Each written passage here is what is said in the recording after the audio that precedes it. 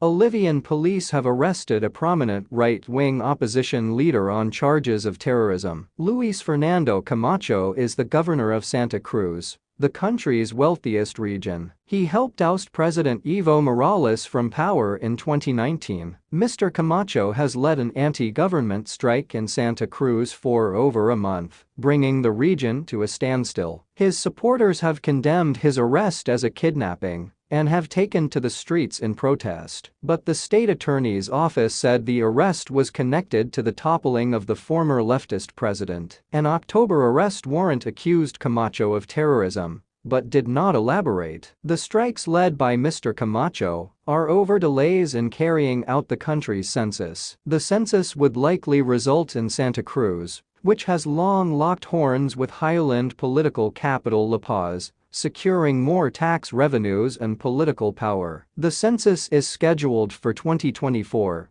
but protesters want it held next year. Graciela Ortiz, an assistant for Mr. Camacho who was with him during his arrest, said a white patrol van intercepted their vehicle. People dressed in black with black guns got out, and they started hitting the windows. They didn't even tell us to get out. They just hit them with the back part of the weapons, she told the Reuters news agency. They threw him to the ground, tied him down, picked him up and took him. Upon being arrested, Mr. Camacho was taken to a local airport to be flown to La Paz, local media reported. As news of the arrest spread, his supporters took to the streets, setting up barricades and setting fire to the regional prosecutor's office. According to the AFP news agency, protesters also descended on Santa Cruz's Viru Viru airport in an apparent attempt to prevent Mr. Camacho from being taken to another location. Long queues have been building up as people stock up on food, fearing road blockades. Former President Carlos Mesa called the arrest a kidnapping, but Mr. Morales welcomed the arrest of the man who helped oust him 3 years ago. Finally, after 3 years,